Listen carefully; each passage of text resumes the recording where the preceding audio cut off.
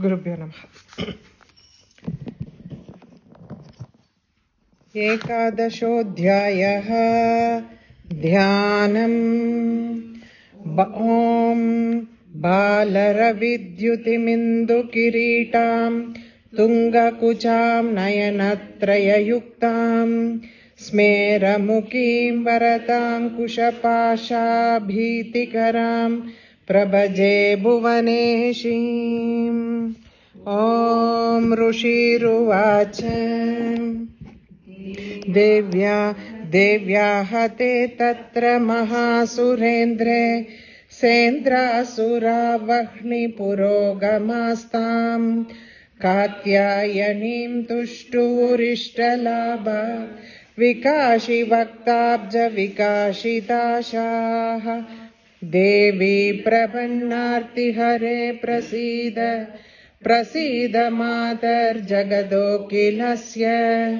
प्रसीद विश्वेश्वरि पाहि विश्वम्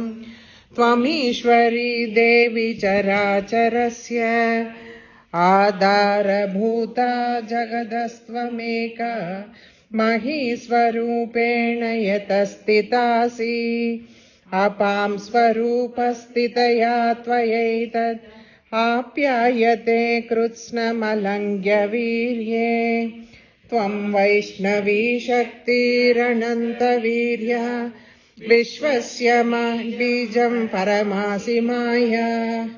सम्मोहितं देवी समस्तमेतत् त्वं वै प्रसन्ना भुवि मुक्तिहेतुः विद्या समस्तास्तव देवि भेदाः स्त्रियः समस्ता सकला जगत्सु त्वयैकया पूरितमम्बयैतत् का ते स्तुतिस्तव्य परा परोक्तिः सर्वबोधाय दा देवी स्वर्गमुक्तिप्रदायिनी त्वं स्तुता स्तुतयेका वा भवन्तु परमोक्तयः सर्वस्य बुद्धिरूपेण जनस्य हृदि संस्थिते स्वर्गापवर्गते देवी नारायणि नमोऽस्तुते कलाकाष्ठादिरूपेण परिणामप्रदायिनी विश्वस्योपरदौ शक्ते नारायणि नमोऽस्तुते सर्वमङ्गलमङ्गल्ये शिवे सर्वार्थसाधिके शरण्ये त्र्यम्बके गौरी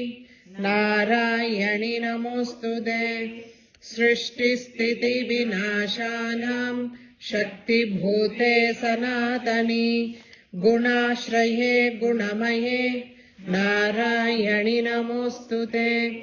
शरणागतदीनार्थ परित्राणपरायणे सर्वस्यार्तिहरे देवी नारायणि नमोऽस्तुते हंसयुक्तविमानस्ते ब्रह्माणि रूपधारिणि कौशाम्बक्षरिके देवी नारायणि नमोऽस्तुते त्रिशूलचन्द्राहिधरे महावृषभवाहिनी माहेश्वरी स्वरूपेण नारायणि नमोऽस्तुते मयूरकुक्कुटवृते महाशक्तिधरे नगे कौमारी रूपसंस्थाने नारायणि नमोऽस्तुते शङ्खचक्रगदाशार्ङ्ग गृहीत परमायुधे प्रसीद वैष्णवी रूपे नारायणि नमोऽस्तुते गृहीतोग्रमहाचक्रे दंशोद्धृतवसुन्धरे वराहरूपिणि शिवे नारायणि नमोऽस्तुते नृसिंहरूपणोग्रेण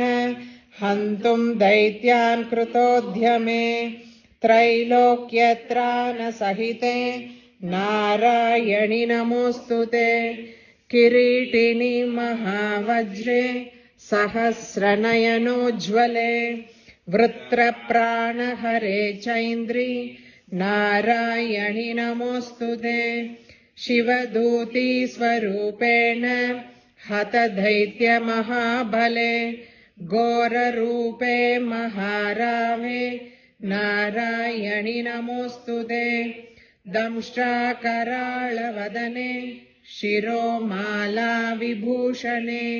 चामुण्डे मुण्डमदने नारायणि नमोऽस्तुते लक्ष्मीलज्जे महाविद्ये श्रद्धे पुष्टिस्वदे ध्रुवे महारात्रि महाविद्ये नारायणि नमोऽस्तुते मेदे सरस्वतिवरे भूति बाब्रवितामसि नियते त्वं प्रसीदेशे नारायणि नमोऽस्तुते सर्वस्वरूपे सर्वेशे सर्वशक्ति समन्विते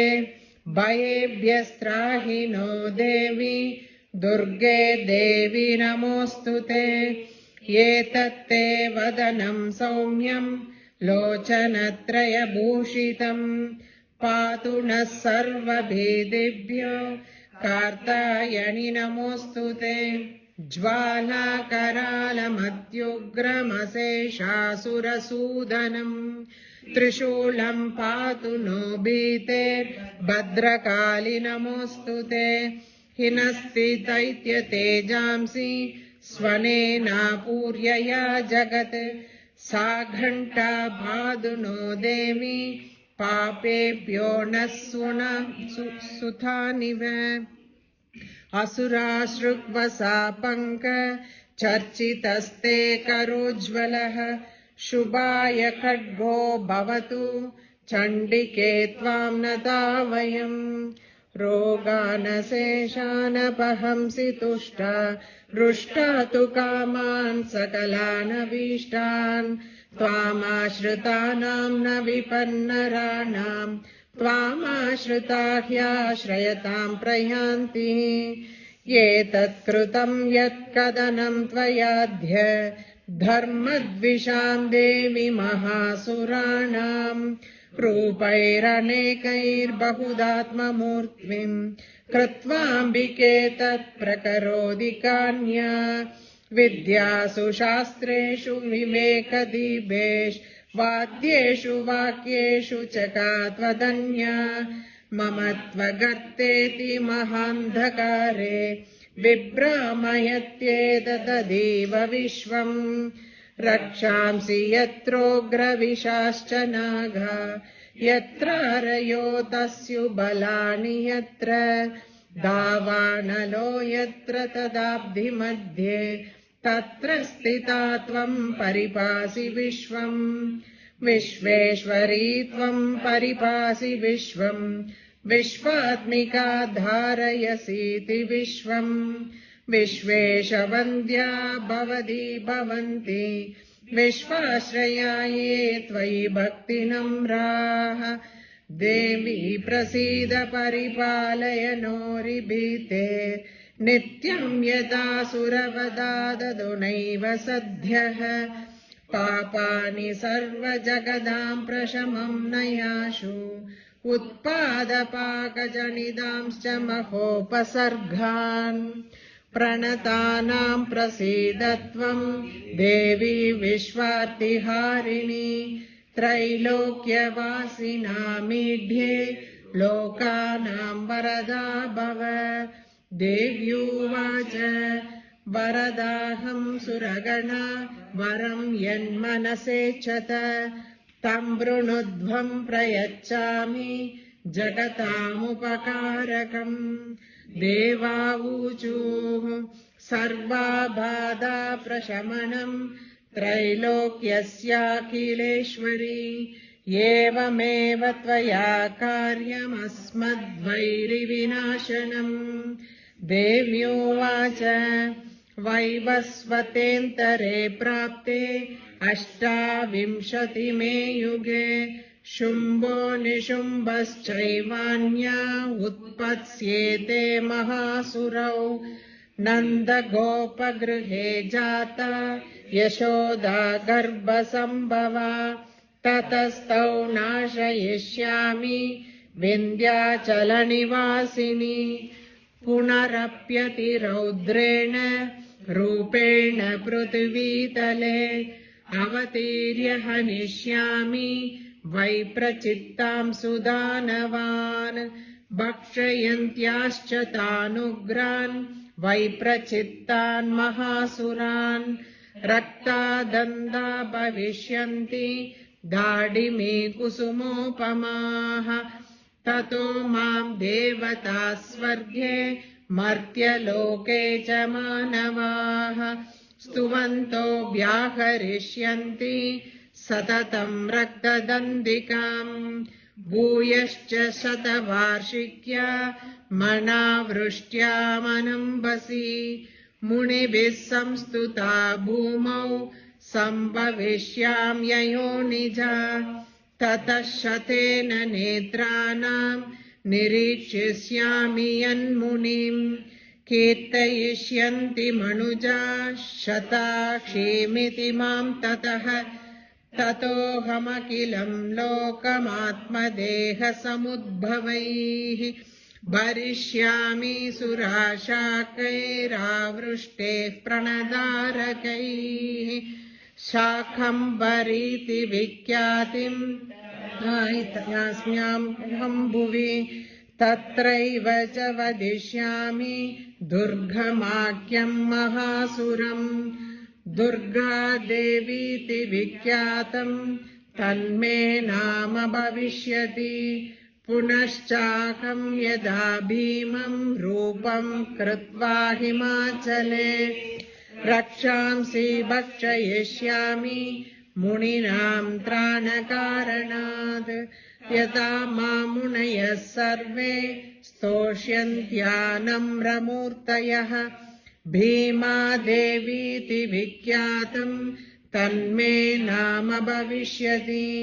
यदारुणाख्यस्त्रैलोक्ये महाबाधां करिष्यति तदाहं भ्रामरुं रूपं कृत्वा संख्येय षट्पदम् त्रैलोक्यस्य हितार्थाय वदिष्यामि महासुरम् भ्रामरीति च मां लोकास्तदा स्तोष्यन्ति सर्वतः इत्थं यदा यदा बाधा दानवोत्था भविष्यति तदा तदावतीर्याहं करिष्याम्यरिसंशयम् इत्थं यदा यदा बाधा दानवोत्था भविष्यति तदा तदावतीर्याहं करिष्याम्यरिसंशयम्। इति श्रीमार्कण्डेयपुराणे सावर्णिके मन्वन्तरे देवी माहात्म्ये देव्या स्तुतिर्नाम 11 अध्यायः।